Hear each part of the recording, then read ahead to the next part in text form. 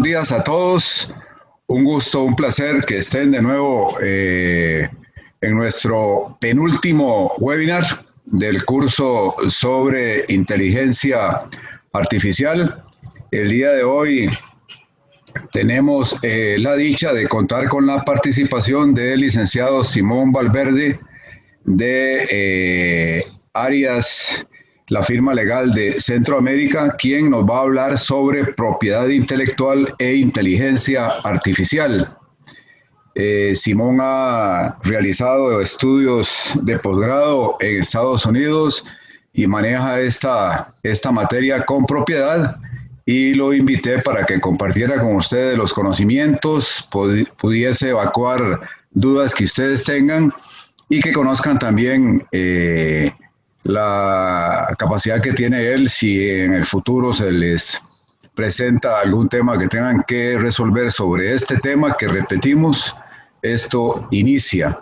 Invitarlos de nuevo, como lo he hecho en anteriores ocasiones, a que hagan el máximo esfuerzo. Esta es nuestra última semana. Revisen el material didáctico, las ayudas audiovisuales, participen en los foros de discusión y se empapen de todo lo que se les preparó para ustedes. Sin más, muy buenos días, Simón. Un gusto, un placer tenerlo por acá y muchas gracias por aceptar nuestra invitación. Adelante, Simón. Muchas gracias, don Elías, y muchas gracias a todos. Para mí es un verdadero placer poder estar con todos ustedes y sobre todo hablar de un tema que es bastante apasionante, tiene muchos retos por delante. Como bien usted decía, don Elías, estamos en los albores de esto y vamos a ir viendo cómo se comienza a desarrollar. Hay un montón de preguntas que no tienen respuestas y trataremos hoy de dar una perspectiva de qué es lo que nos está enfrentando el mundo de la inteligencia artificial en la propiedad intelectual. Evidentemente, así como para los abogados escuchar el lenguaje técnico de los ingenieros es difícil, posiblemente el lenguaje que en algunas ocasiones usamos los abogados o la precisión en algunas palabras puede ser medio tedioso para los ingenieros. Trataré de evitar ese tipo de lenguaje. Sí me gustaría que hagan la consulta en el momento que sea. Pretendo que la charla sea provechosa para todos y que se puedan evacuar las dudas en el momento en que surgen. Entonces, por favor, no tengan ningún reparo en hacer la consulta en el momento que lo consideren pertinente. De igual forma, en algún momento puede ser que quiera hacer preguntas yo a ustedes porque creo que vuelve más provechosa la discusión para todos. ¿Qué es la propiedad intelectual? Bueno, primero tenemos que entender de qué se trata la propiedad intelectual para luego ver cómo se relaciona con el mundo de la inteligencia artificial y cuáles son los retos que se generan. La propiedad intelectual dice que son todos los derechos subjetivos derivados de la actividad intelectual en los campos industrial, científico y artístico. Si ustedes ponen atención a la presentación, notarán que está subrayada la palabra subjetivos. Y eso tiene todo una lógica. Es porque remite a sujeto, es decir, las personas son las únicas que pueden tener derechos sobre la actividad intelectual. Solo las personas tenemos intelecto para poder desarrollar cosas. Ahora, hago la siguiente consulta, a ver si alguno de ustedes se atreve. Y son casos que han sucedido. Un elefante con su trompa pintó un cuadro. Resulta que el cuadro fue vendido en varios miles de dólares. Ese cuadro, a su vez, fue copiado por un ser humano. Un ser humano hizo réplicas de ese cuadro del elefante. ¿Ustedes consideran que hay una infracción, sí o no? Me gustaría que alguno me dé su opinión de si ahí existe una infracción o no. O tal vez usted, don Elías, se atreve a dar una respuesta para ver si ahí tenemos una, Simón, una de ley se dice, depende, en el chat. No sé si tendrán problemas. Sí, el chat, ya va a poner el chat porque no lo estaba. Diógenes Marcano dice, es muy difícil. Creo que a veces se les complica el tema del micrófono o Ok, perfecto. Voy a ver por qué el chat no lo estoy logrando. Aquí está el chat. El que puede habilitar el micrófono y participen. Aprovechemos el tiempito Si el elefante se considera como un sujeto dentro de los derechos subjetivos, entonces puede ser que haya una violación de la propiedad intelectual. Claro, ahí la pregunta es que muchas jurisdicciones no lo consideran un sujeto, porque sujetos serían solo las personas. Pero entonces se viene la siguiente disyuntiva. ¿Qué pasa con el dueño del elefante que entrenó al elefante para poder hacer ese cuadro? ¿Hay algún tipo de derecho sobre eso, sí o no? ¿Qué piensa usted? Bueno, creo que es la misma situación, sobre todo llevándolo al caso de la inteligencia artificial. Si yo entreno una máquina, por ejemplo, para que esta máquina diseñe algunos algoritmos, Sí, entonces, ¿de quién son los algoritmos? ¿Son de la máquina o son míos que entrené a la máquina? En ese claro. caso, considero que los algoritmos serían míos. Lo mismo sucede con el caso del elefante. El derecho sobre la pintura, sobre el cuadro, sería de quien entrenó al elefante. Pero Ok. justamente es demasiado subjetivo, pues, y tal vez con todas estas técnicas de inteligencia artificial se pueden romper muchos paradigmas desde el punto de vista de lo que es la propiedad intelectual. Exacto. Vamos, y ya usted va concatenando todo bien. Y el ejemplo del elefante lo quería poner precisamente por eso mismo que usted ya ha ido argumentando, porque de alguna manera son los precedentes de qué es lo que está sucediendo de una manera muy arcaica, remitirlo al elefante, no a los algoritmos, pero en ese caso se determinó que el elefante no tenía derechos, porque no es un sujeto, no es un ser humano. Solo los seres humanos tienen capacidad intelectiva. Entonces, la persona que entrenó al elefante tiene derechos sobre el cuadro que hizo el elefante, pero solo sobre ese cuadro. Si alguien más copia ese cuadro y lo hace idéntico, no hay ninguna infracción, porque el elefante no puede ser titular de sus derechos, no tiene derechos de propiedad intelectual. ¿Cuáles son los antecedentes de la propiedad intelectual? Bueno, la propiedad intelectual parte de la premisa de que el ser humano es innovador y creativo por naturaleza. Y yo creo que de eso podemos dar fe todos.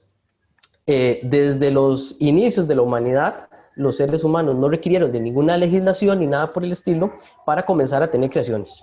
Es decir, ellos necesitaban manifestarse, primero pintando en las cavernas, luego comenzaron a hacer esculturas, más adelante en la época ya eh, griega comenzaron a hacer poesías, cuentos, literatura, etcétera. Luego vino la imprenta y con la imprenta se hace el primer parteaguas de la humanidad. ¿Por qué? Porque ya la imprenta permite de una manera muchísimo más sencilla que una persona copie lo que otra persona hizo y se generen infracciones. Entonces, a partir de ese momento es donde la misma humanidad comienza a decir, esto lo tenemos que regular de alguna forma. ¿Por qué? Porque es muy sencillo con los bienes muebles, los que uno toca, inclusive con las propiedades, decir, esta parcela es mía o este vehículo es mío y nadie más lo puede tener. Pero con las ideas, decir, esta idea es mía y que la otra persona piense lo mismo o lo replique, no tengo control yo sobre eso. Entonces tiene que existir alguna manera de controlar y de proteger todas esas creaciones intelectuales. Esto hace que partamos a lo que se conoce como un contrato social. En el contrato social, de alguna manera lo que se hace es que se ponen de acuerdo todos los participantes de una sociedad y dicen, ok, vamos a hacer lo siguiente. Yo, ciudadano, voy a divulgar mis ideas y usted, Estado, me las va a proteger por un plazo determinado de tiempo. Pasado ese plazo determinado de tiempo, en ese momento ya las ideas pasan a todos. Es decir, pasan a lo que se conoce como el dominio público. Eso funcionó bastante bien y hasta el día de hoy así es como se mantiene. Entonces, eso nos lleva a lo siguiente. Dentro del mundo de la propiedad intelectual hay distintos derechos. Así como en la inteligencia artificial se divide, la inteligencia artificial es como el género y luego está el deep learning, está el machine learning también, etcétera, que son especies. Así funciona con la propiedad intelectual. Tenemos la propiedad intelectual, que es el género, y dentro de la propiedad intelectual tenemos diferentes derechos, que son las especies. Estamos hablando de que la propiedad intelectual está compuesta por marcas, está compuesta por patentes de invención, está compuesta por secretos industriales, derechos de autor, entre otros. Las marcas es lo que una persona utiliza para, una persona ya sea física o jurídica, utiliza para diferenciar sus productos con respecto a los de la competencia. Y para poner ejemplos muy básicos, estamos hablando de que en Costa Rica, por ejemplo, marcas de telefonía, está Colby, está Claro, está Movistar. Esas son marcas. Y esas les pertenecen a compañías, le pueden pertenecer también a persona física, y el diseñar una marca o el escoger una marca no necesariamente nos va a meter en problemas en el mundo de la inteligencia artificial, porque las marcas pueden estar ya a nombre de una persona jurídica y ahí no tenemos discusión alguna. Algo similar sucede con los secretos industriales, que sería como el secreto de la Coca-Cola, por ejemplo. El secreto industrial tiene la particularidad de que no se divulga, es precisamente un secreto. La fórmula de la Coca-Cola nadie la conoce. Entonces esa fórmula la ideó alguien, le pertenece a una persona física o jurídica y no se sabe quién lo hizo, pero nada más se sabe que lo está explotando una compañía. ¿Cómo se acaba el secreto industrial? El secreto industrial se acaba en el momento en que alguien tiene acceso a esa información o se hace público cómo se puede llegar a ese producto.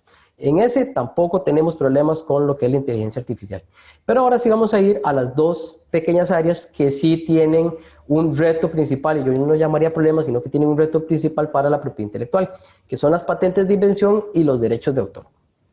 Los derechos de autor, y lo vamos a ver más adelante, con un poquito más de profundidad, al igual que las patentes de invención, corresponde a todas las obras artísticas o literarias. Y más adelante vamos a ahondar en eso. Las patentes de invención son todas las creaciones que pueden ser aplicadas en la industria. Y esto sí vamos a comenzar a verlo ya en un poco más detalle. Las patentes, como les decía anteriormente, parten de la premisa de que existe una especie de contrato social. Y tiene su nacimiento en la época de Venecia y también en Inglaterra. Y muchos de ustedes, bueno, en Costa Rica al menos se utiliza bastante patente municipal, que es el permiso de funcionamiento que se le da a un local para operar y servir al público, que eso es diferente a las patentes de invención, pero tienen la misma lógica. Es el Estado dándole un permiso, una autorización a la persona, en este caso, que inventó algo, para que lo explote por un periodo determinado de tiempo. Cuando se acaba ese tiempo, eso pasa al dominio público y cualquier persona lo puede reproducir. Las patentes son territoriales. Eso significa que si una persona solicita la patente en Costa Rica, pero no la solicita en Nicaragua cualquier persona puede explotar esa patente sin tener que pagarle nada a nadie. Ahora, si alguien solicita la patente en Costa Rica y en Nicaragua, pero no lo hace en El Salvador, en Costa Rica y en Nicaragua esa persona puede demandar a cualquiera que le esté infringiendo, pero en El Salvador le pertenece a cualquier persona. Esa es la lógica detrás de las patentes.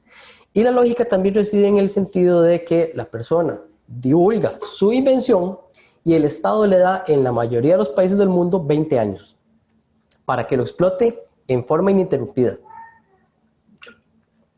Pasados esos 20 años, como les he reiterado, ya cualquier persona lo puede reproducir sin tener que pagarle absolutamente nada a nadie. Las patentes es toda creación del intelecto capaz de ser aplicada en la industria. Eso sí, puede ser un producto, una máquina, una herramienta o un procedimiento de fabricación. Es importante saber qué se puede patentar, pero también es importante saber qué es lo que no se puede patentar. Y no se puede patentar varias cosas, pero aquí señalé las más atinentes que se refieren al tema de la inteligencia artificial. No se puede patentar un descubrimiento, es decir, si alguien descubre un nuevo planeta o si cae un meteorito aquí en la Tierra con un material nuevo y alguien lo ve y dice, mira, este es un material de la tabla periódica, una composición química que nadie conocía y quiero patentarlo, eso no se puede hacer. ¿Por qué? Porque ahí no media una creación del intelecto, nada más es un descubrimiento. Las teorías científicas tampoco se pueden patentar. Los métodos matemáticos como los algoritmos no se pueden patentar. Y los programas de ordenador considerados aisladamente tampoco se pueden patentar. O sea, el software tal cual lo conocemos no se puede patentar. Y tampoco se pueden patentar los algoritmos. Ahora, eso no significa que una máquina que haga algoritmos no se pueda patentar. Por el contrario, esa máquina, la computadora, sí se puede patentar. Una calculadora se pudo patentar en su momento. Lo que no se puede patentar es el algoritmo propiamente, ni el programa de ordenador, o sea, el software, solito, eso no se puede patentar. Entonces, como le repetía, se puede patentar el producto, la máquina, la herramienta o el procedimiento de fabricación, pero no se pueden patentar los descubrimientos, las teorías científicas, los métodos matemáticos, ni los programas de ordenador considerados aisladamente. Perdón, tengo una pregunta. Sí, claro, dígame, don Diógenes. Sí, Diógenes Marcano, desde Caracas.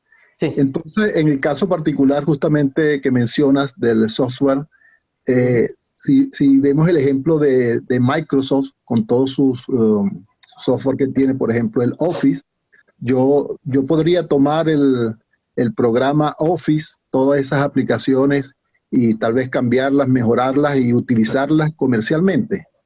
No, porque está Si no es protegido por patentable. derechos. No es patentable, pero sí está protegido por derechos de autor, que lo vamos a ver un poquito más adelante. Pero Okay. pero ahí le voy a contestar y anticipo un poco la respuesta de por qué existen, no sé si están familiarizados con los programas de Apple, el Pages, que es muy parecido al Word de Office, o el Numbers, que es muy parecido al Excel de Office, y los dos coexisten perfectamente, pese a que son muy similares, y ninguno se está infringiendo al otro. Y por eso también hay muchas aplicaciones, y más adelante lo vamos a ver en detalle. Pero retrocediendo un poco al tema de las patentes, y agradezco bastante su consulta, y ojalá que los demás también, por favor, no siéntanse en total libertad de hacer consultas, porque yo creo que vuelve más dinámica la conversación, y hay muchos de estos temas que a veces uno tiene la duda de por qué se hace o por qué no se hace, porque hasta inclusive en el mismo mundo de los abogados es complejo el tema. Entonces, recapitulando, los métodos matemáticos y los programas de ordenador considerados aisladamente no se pueden patentar. ¿Qué tiene que cumplir una patente? Tiene que cumplir con requisitos. Tiene que cumplir con 3 requisitos esenciales. Tiene que tener novedad, tiene que tener nivel inventivo y tiene que tener aplicación industrial. La novedad significa que no exista absolutamente nada igual en el mundo entero. Recuerdan que les mencioné que las patentes se protegían solo en el país en que se solicitaban. Pero para hacer la evaluación de si eso se puede proteger, se hace con base en todo lo que existe en el mundo entero. Entonces, si alguien va a China y ve un invento, se viene para algún país de los nuestros que no está el invento y lo solicita, así el chino o la empresa china no lo haya solicitado en nuestros países, nosotros no podemos solicitar esa patente como nuestra. ¿Por qué? Porque no es nueva, ya existe en otro lugar, y para eso existen examinadores que utilizan bases de datos sofisticadas en donde sí hay inteligencia artificial, y lo vamos a ver más adelante, para determinar si esa invención ya existe en otros países. Entonces, una patente tiene que cumplir con el requisito de novedad. Eso significa que no exista nada exactamente igual a lo que yo estoy tratando de proteger. El segundo requisito es el del nivel inventivo. El nivel inventivo significa que algo no sea obvio para un experto o para un técnico medio versado en la materia. Poniendo algún tipo de ejemplo, si hay algo que se vuelve obvio, bueno, cuando se hace una invención y uno ve de qué se trata la invención, si uno conoce la materia, uno dice, por supuesto que era así, era demasiado obvio. Claro, porque cuando uno revisa las invenciones, siempre le van a parecer obvias porque le están explicando cómo hacerlas. Pero la manera de saber si es obvia o no es obvia es si al momento en que se hizo la invención existían documentos que me permitieran saber si la invención era obvia o no. Y les voy a poner un ejemplo quizás bastante sencillo sobre esto. Supongamos que tenemos un lapicero que tiene una tapa. Para que la tinta no se derrame o si uno lo usa acá en la bolsa de la camisa para que se sostenga. Resulta que la tapa está totalmente cerrada. Y resulta que hay muchos niños que llevan los lapiceros a las escuelas y comienzan a jugar con las tapas y resulta que se las están tragando. Muchos de esos niños lamentablemente fallecen con ocasión de tragarse las tapas y tienen asfixia. Entonces supongamos que una persona dice, yo creo que si esa tapa de lapicero tuviera un agujero o un orificio por el cual pueda pasar el aire, las personas o los niños no se estarían asfixiando. Entonces resulta que le hace ese agujero o ese orificio a la tapa del lapicero y solicita una patente sobre esa tapa con el agujero. Si no existía, si solo existía el problema donde decían que las personas estaban muriendo por tragarse las tapas de lapiceros y esta persona llegó a esta invención, entonces tendría nivel inventivo. Ahora bien, si en ese mismo momento existe un documento que dice que hay una población muy importante de personas que están falleciendo por tragarse las tapas de los lapiceros y existe otro documento que dice que está probado científicamente que cualquier orificio de 2 milímetros de circunferencia permite que el aire pase perfectamente entre la boca y los pulmones, por ejemplo, y que se evita la asfixia, y eso es lo único que existe, entonces parecería que es obvio que una persona diga, ah, lo que voy a hacer es hacerle un orificio a la tapa, y ya con eso evito el problema. En ese caso sí sería obvio y no tendría nivel inventivo. El último requisito es el de la aplicación industrial. Eso significa que se pueda, que sea una invención creíble y que se pueda replicar. Ese es relativamente sencillo de cumplir. Entonces, cualquier invención que cumpla con estos 3 requisitos tiene el derecho a que se le conceda una patente de invención. Ok, esto es el mundo de las patentes.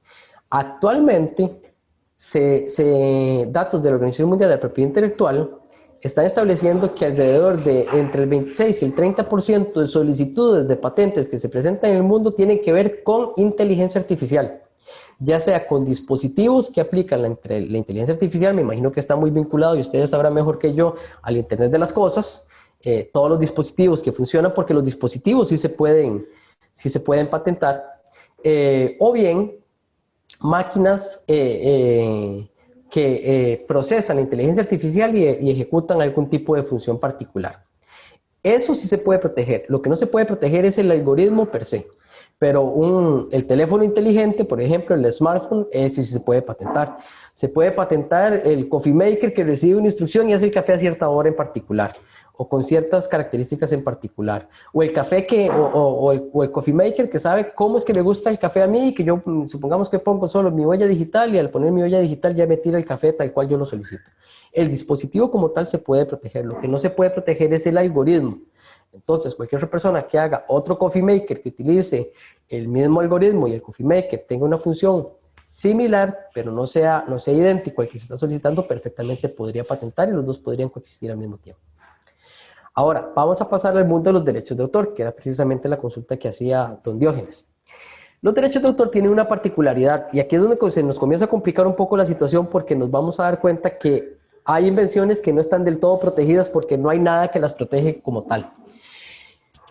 Los derechos de autor lo que se protege es la expresión de la idea, pero no la idea, ni los procedimientos, ni los métodos de operación, ni los conceptos matemáticos. Volviendo al caso del software, y esta diapositiva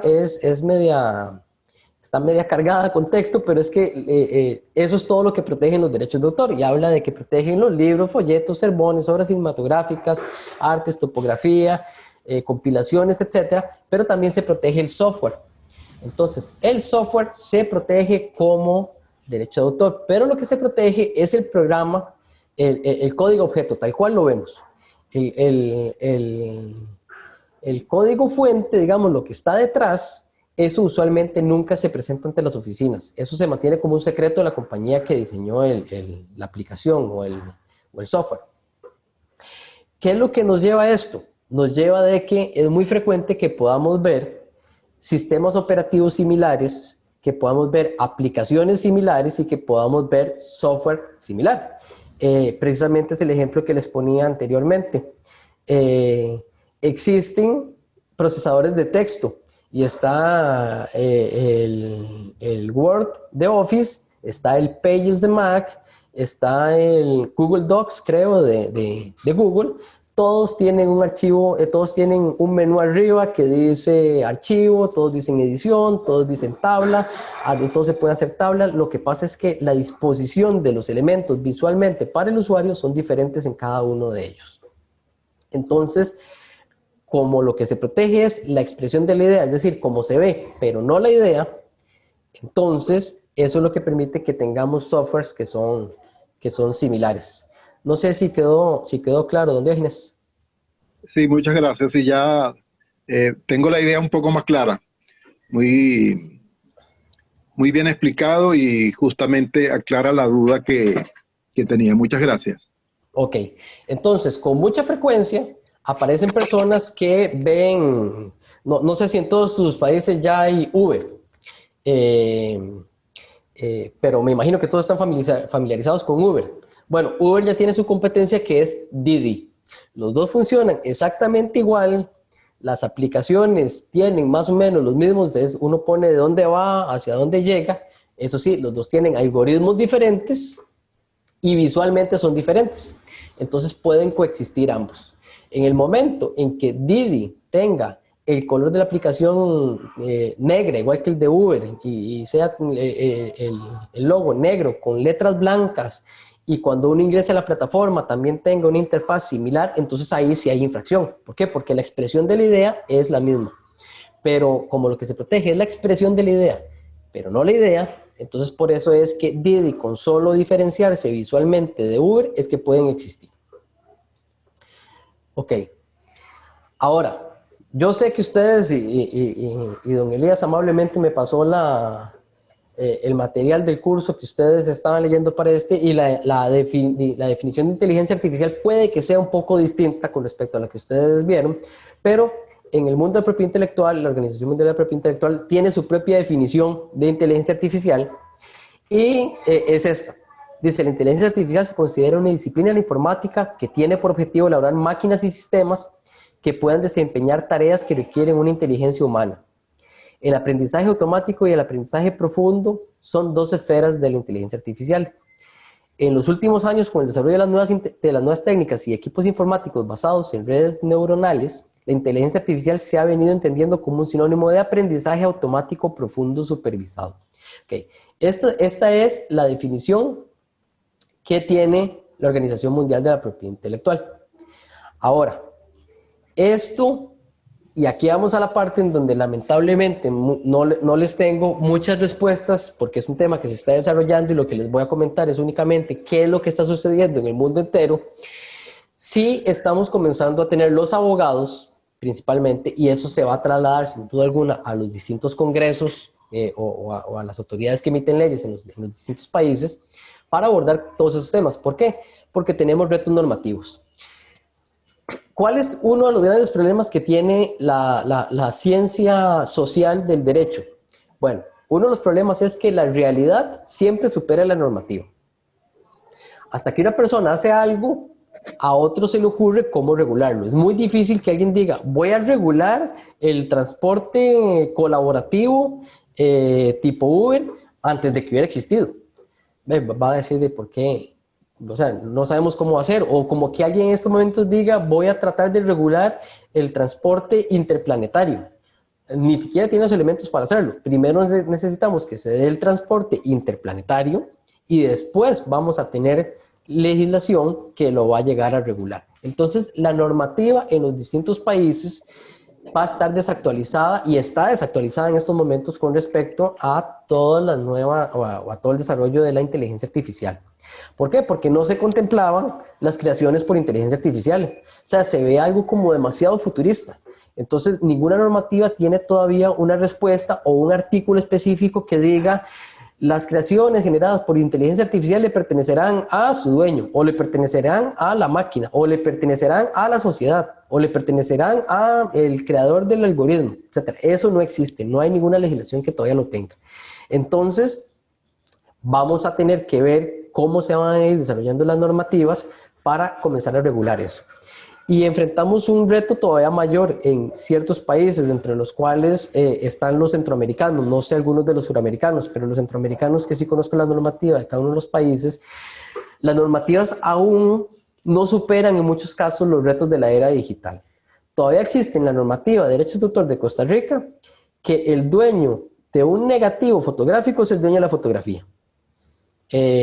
No existe todavía que el que tomó la fotografía en un aparato digital o en una cámara digital, ¿qué es lo que se debería entender por negativo? si el archivo que se generó en ese momento, el primer archivo, el segundo archivo, no existe eso. Entonces, vamos desfasados todavía con respecto a la última, al último avance de lo que existe. Entonces, es un reto amplio. Los otros retos que los he señalado son retos normativo-éticos. Y esto nos lleva a las decisiones éticas que va a tomar la inteligencia artificial. Y se vienen los grandes casos, por ejemplo, con los vehículos, que son definitivamente retos éticos y no necesariamente normativos, pero la normativa va a tener que llegar a regularlos. Y ya se han comenzado a discutir. Por ejemplo, los carros que se manejan autónomamente, si van a cierta velocidad y aparece y está cruzando la calle un anciano y un niño, y el carro va a colisionar, ¿cómo programo yo el algoritmo? ¿A quién tengo que salvar? ¿Al niño o al anciano? Porque el carro definitivamente va a tener que atropellar a alguno de los dos, y al que atropelle lo va a matar. Entonces, si mató al anciano, entonces, ¿cuál fue el patrimonio que dejó esa persona? Etcétera. Si mató al niño, ¿cuál era el patrimonio que podía generar esa persona? ¿Cuál fue la decisión correcta? Se tiene que normar cómo se tienen que programar las decisiones que van a tomar las máquinas con respecto a aspectos sensibles de nuestra vida, etcétera. Entonces, eso se tiene que llegar a reformar y a normar. El otro tema es la determinación de comportamientos, y eso ya lo estamos viendo. Se dice que muchas de nuestras decisiones ya están siendo totalmente guiadas por algoritmos que nos van sugiriendo y nos van metiendo en la mente qué es lo que hacer. Me imagino que a muchos de ustedes les ha pasado que cuando entramos a Facebook vemos el perfil solo de ciertas personas y de un pronto a otro sale un anuncio que resulta que es lo que estábamos pensando en comprar.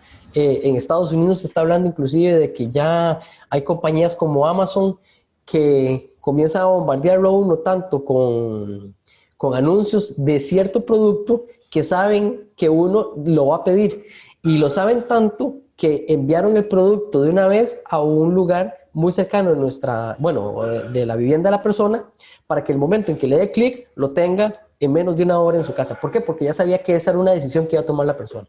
Entonces, ¿debe la normativa comenzar a regular esos temas? Bueno, parecería que tenemos que tener una amplia discusión, porque entonces vamos a chocar entre dos mundos que lamentablemente cuando los analizamos en frío, cuando los analizamos pasionalmente, sentimos que son similares, y cuando se analizan en frío puede ser que sean diferentes. El mundo de la economía con el mundo de la libertad.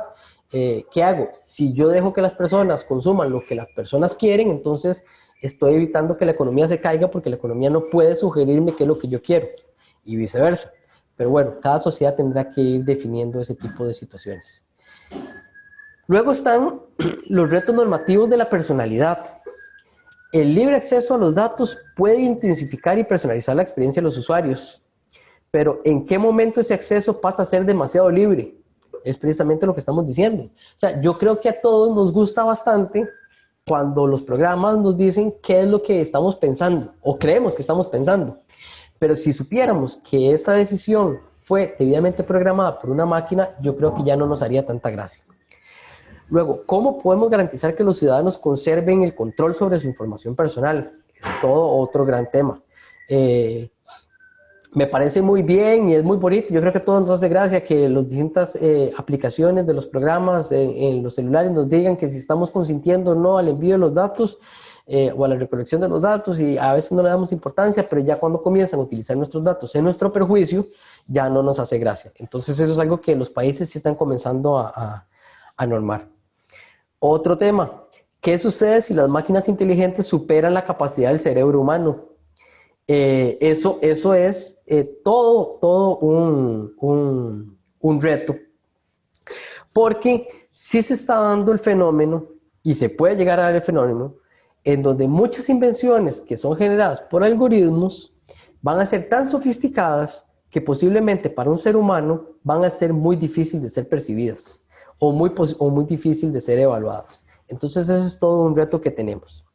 Y por eso, finalmente, se está comenzando a discutir en el mundo de la propiedad intelectual si es deseable pasar de la inteligencia artificial limitada, que él utilizaba para ejecutar una tarea a la vez, a la superinteligencia. O sea, más bien llegar y decir, no, eliminemos esto en el momento en que ya veamos que la inteligencia artificial tiene capacidad para llegar a superar el cerebro humano, mejor pongamos un alto hasta aquí, que sea el desarrollo normativo, que sea la evolución normal que tendría el ser humano sin estas herramientas. Eso necesariamente va a tener consecuencias. Y por eso puse la siguiente columna donde dice proteger o no proteger. He ahí el dilema. ¿Qué es lo que pasa? Si comenzamos a decir que que la inteligencia artificial o muchos de los algoritmos no deben ser protegidos, pueden ser que muchas compañías tengan un desincentivo a la innovación. Y de alguna manera lo hemos estado viendo ahora con las vacunas del famoso coronavirus. Muchas compañías han comenzado a desarrollar la vacuna. ¿Por qué? Porque tenemos evidentemente un problema y sabemos que es algo que se tiene que solucionar, y muchas de las compañías están apostándole a tener patentes y a tener un monopolio sobre sus invenciones, etcétera, con tal de solucionar la situación.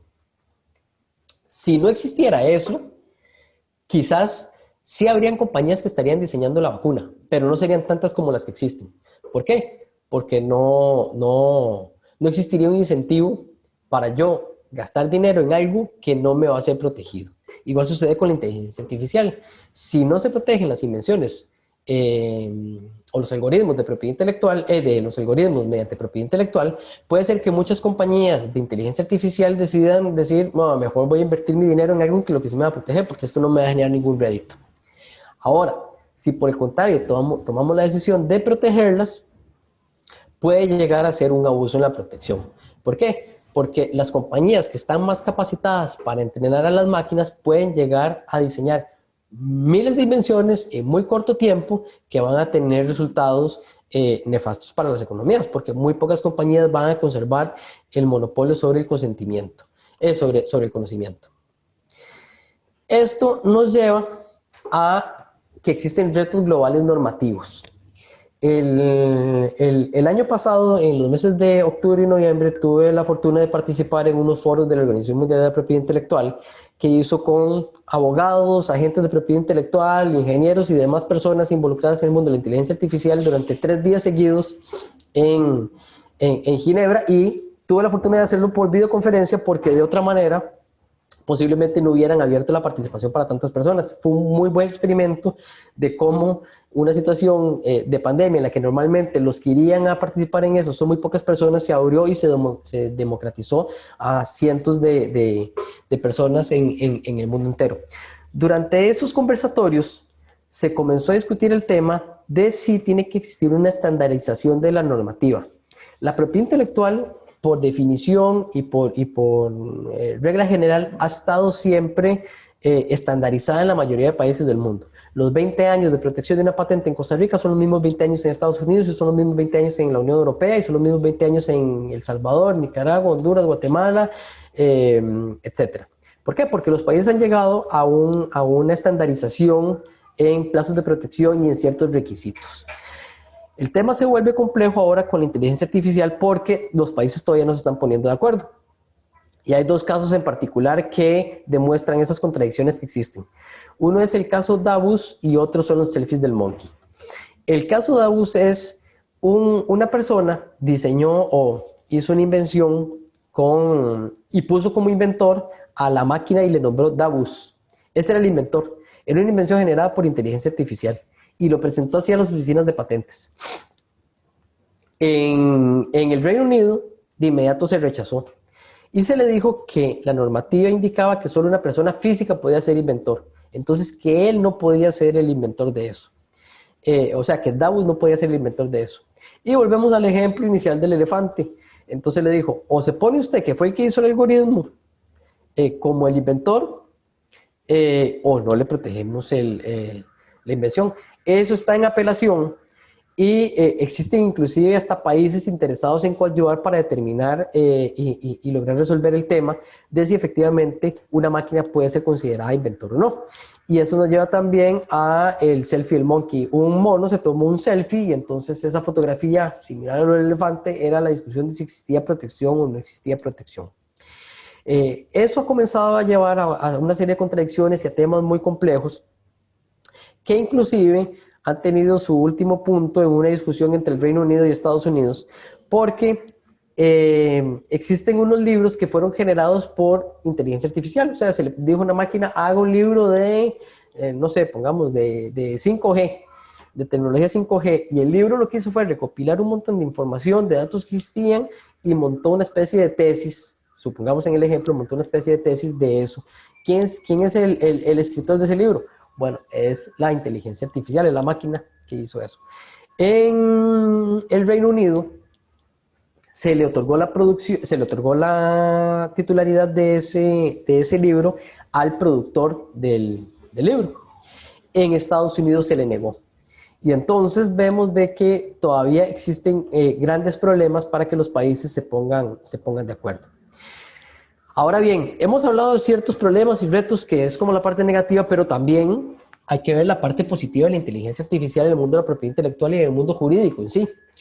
Bueno, les decía que las invenciones tienen que ser evaluadas si son nuevas en el mundo entero y si tienen nivel inventivo.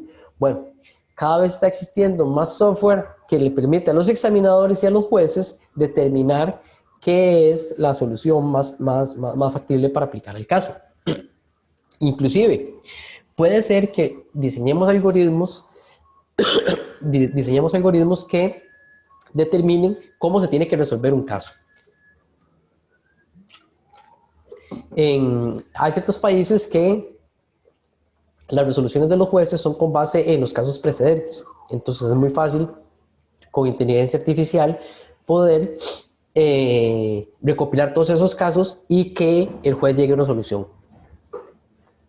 Segundo, hay búsquedas más precisas en las patentes de invención, y a los abogados hay procesos que son muy extensos, que son de debidas diligencias o due diligence, en donde se enseña de una manera muy fácil cómo poder resolverlo.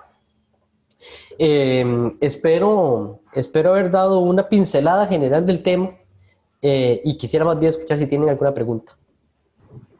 Sí, yo tengo una pregunta. Sí, claro, dígame. Sí, Diogenes Marcano. ¿Y dónde queda? Porque por un lado hablamos sobre las patentes, la propiedad intelectual, derechos de autor, ¿y dónde queda la parte correspondiente a la parte monetaria, el royalty que se recibe? Porque, por ejemplo, hay compañías en las cuales se respeta la propiedad intelectual de la persona, pero si la persona es contratada por una compañía, el royalty lo recibe la compañía. ¿Cómo quedaría todo esto en el mundo de la inteligencia artificial? Claro. Esas son muchas de las grandes dudas que se vienen, y volviendo al caso de el que hizo el libro, que fue la compañía la que terminó con la titularidad del libro. Esa compañía no tiene que pagarle regalías a la máquina porque no tiene que hacerlo. Ahora, si la máquina fuera de otra persona, entonces posiblemente sí habría que pagarle regalías a la persona que diseñó el algoritmo que utilizó esa máquina para hacerlo. Pero precisamente esas son muchas de las grandes dudas que existen. Otra de las grandes dudas también que existen es en los derechos de autor, que son las obras artísticas y literarias. Tienen dos derechos, el derecho moral y el derecho patrimonial. El patrimonial es la explotación económica, pero el moral es el derecho como un autor. Por ejemplo, si esta presentación la toma usted, Diógenes, y la da alguien más, posiblemente, y sin mi autorización, posiblemente yo diga, esa presentación yo le dediqué tiempo, le dediqué conocimiento, me parece injusto que Diógenes la esté utilizando y que no haya dicho que fue hecha por mí, por ejemplo. Claro. Yo me sentiría mejor si dice que fue hecha por mí. Y si usted le cambia algo, posiblemente yo pueda decir, no, pero es que eso no es lo que yo quería decir con esa diapositiva, etc. Entonces yo, como creador de la presentación, puedo defenderme. Con una máquina no tiene cómo defenderse.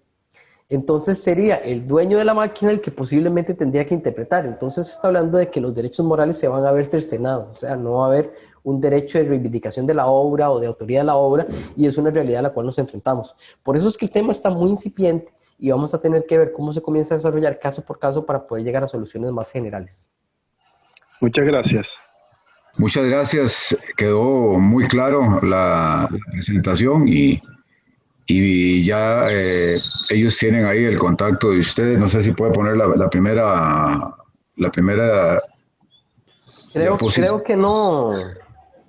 No sé si estaba aquí mi correo electrónico. Creo que no. Pero lo voy a escribir aquí en el chat, por si tiene alguna duda. Por si a futuro tienen alguna duda que puedan contactarlo y evacuarla. Ahí está en el chat, simon.valverde@ariaslow.com. Agradecerle, que bastante clara, concisa, precisa la presentación. A todos, muchas gracias por la participación e invitándolos de nuevo a que sigan en el curso. Ya esta es la última semana, estamos a pocos días. El próximo el próximo jueves tenemos otro invitado, tenemos nuestro último webinar, donde vamos a ver ya las aplicaciones, ya ejemplos de aplicaciones reales que se han hecho en inteligencia artificial, y va a ser a cargo del ingeniero Edwin, que ya en otras oportunidades ha participado también con Seabat, y a través de las presentaciones que él tiene, Edwin Hernández, a través de las presentaciones que él ha hecho, los desarrollos que él ha hecho de inteligencia artificial en la empresa que tiene allá en Boca del Ratón, en Miami, en Estados Unidos. Simón, muchas gracias. A ustedes, muchas gracias. Gracias, Simón. Un gusto a todos. Saludos. Hasta luego.